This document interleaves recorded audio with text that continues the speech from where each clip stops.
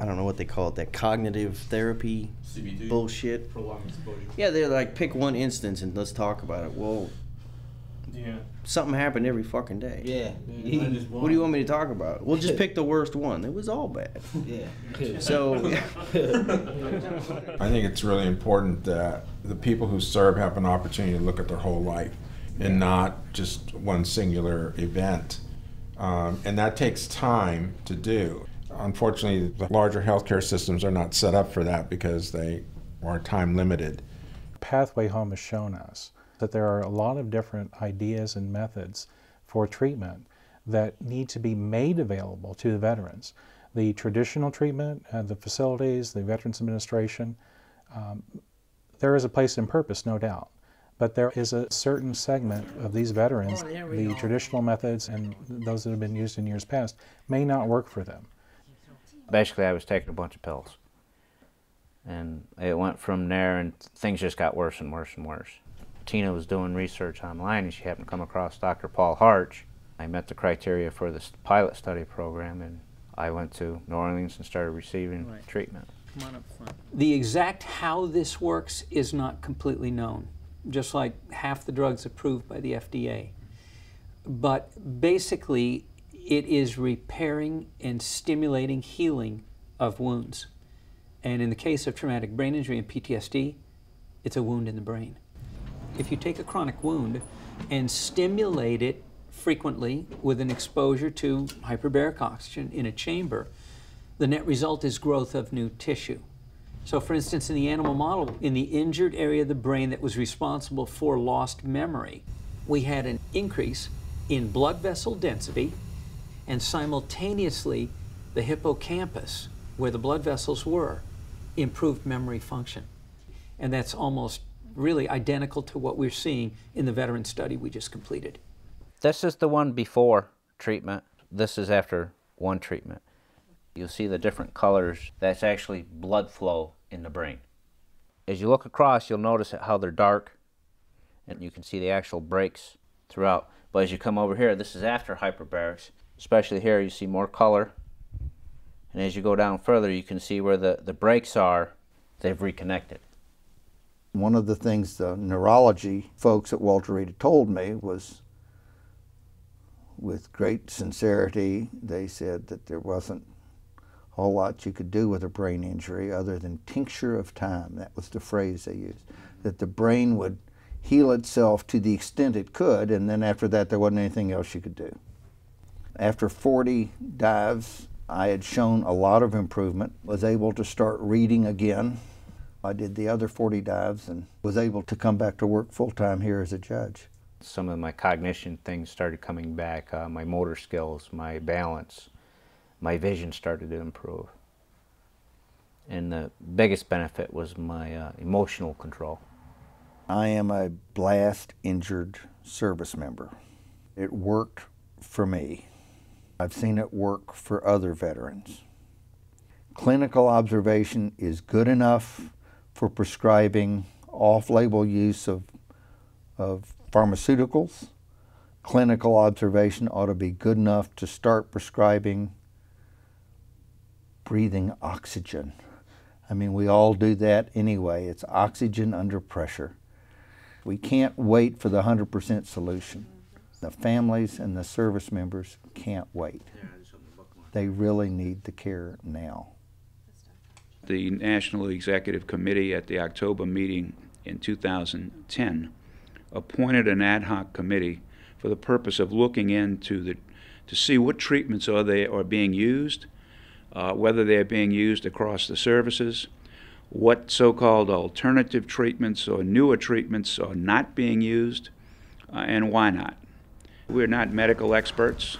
We're trying to gather information, offer that information, and let's try to solve this problem. When I got out, I needed to blow off some steam and started training mixed martial arts. The training was addicting, and it was that rush that I had been looking for. It was that work ethic, that physicality that I had missed from the military. I became a Muay Thai trainer at my gym, and I thought, why not make kind of a thing where veterans can link up at the same time and get a workout. Tanner Navy. Adam Marines. David Army. I got some shirts made and some shorts printed out. I just made a competition team, and that's what draws everybody there. Is it feels like a squad, or it feels like a platoon size element where guys need each other for the training and need each other for emotional support and physical and every kind of support. Make sure you're looking after your chest. You know, we're fighting each other, but we're also helping each other learn at the same time and helping each other get better, which I think is really amazing. There's people that have had substance abuse issues that this has helped out a lot. Depression, you know, like I said, kind of keeping yourself occupied, staying out of trouble. I mean, it's just it's a positive lifestyle change, besides the physical aspect of just keeping your body in shape. I mean, it's really tough work. So, you know, I think it improves the mind, body, and spirit. I went to the VA and I got cleaned up through them, and I was clean, but I wasn't like sober, you know, I didn't have that like love for life and everything. I moved in with my friend Shane, and like the first weekend I was back, he said, hey, you know, my friend Todd has this program that, you know, it's to help vets that PTSD, which, you know, I was diagnosed with. And, you know, I started coming, and I loved it ever since, you know, and it's really helped me. It's like the best 2 times of my week, you know, definitely. A lot of my friends from Iraq are still dealing with depression, suicidal thoughts. I know at some point I'm going to get a phone call. Another one of my friends has killed himself, or is in the hospital, or is in jail. I'm tired of this happening, and that's really what fuels me to make this program as widely known as possible, so other veterans out there can do the same thing, whether it's in my program or they join a gym on their own and have the same experience that I did. 1, 2, 3, brotherhood! Good work, guys.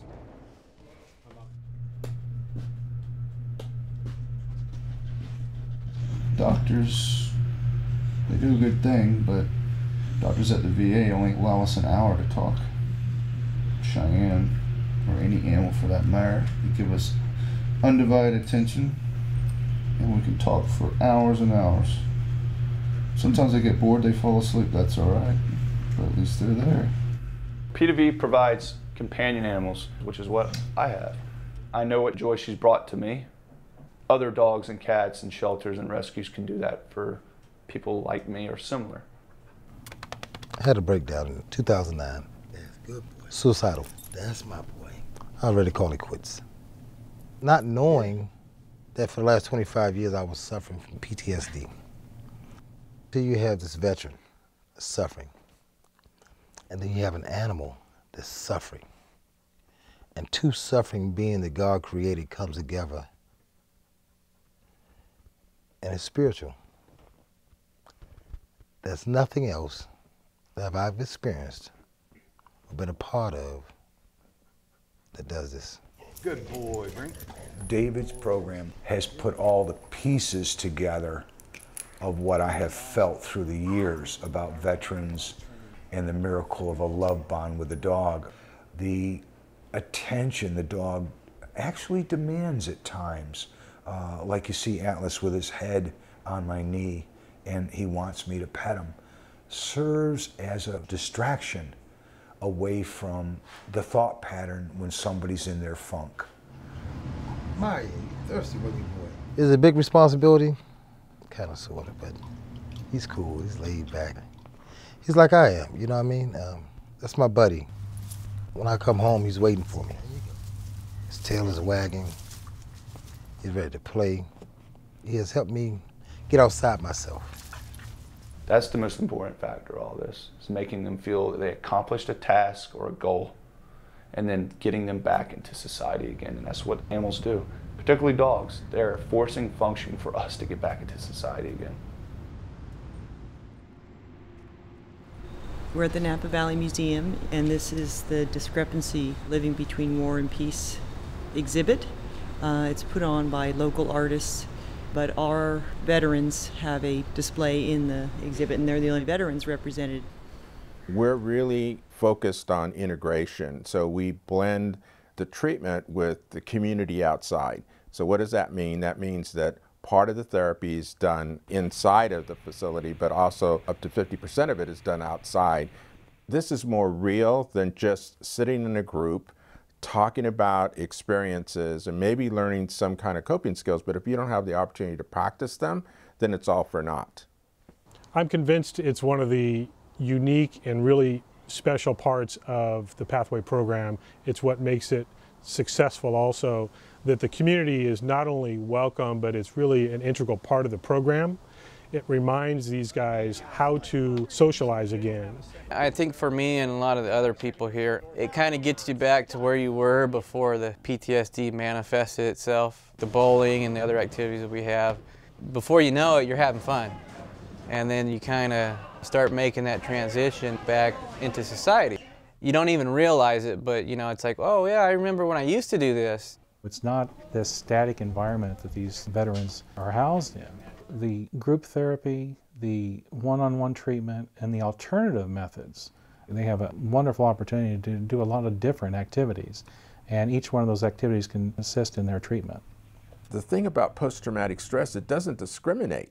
And so, but we are, unfortunately, in the healthcare system, discriminating, not taking into consideration that people learn in different ways. So why does Pathway do things like have acupuncture and chiropractic and fly fishing and Pilates? Because we don't know which door or pathway is going to open up to help this person finally start to work on themselves and improve their quality of life. And that's what we should be doing everywhere, and that's where mental health needs to go. That was fun.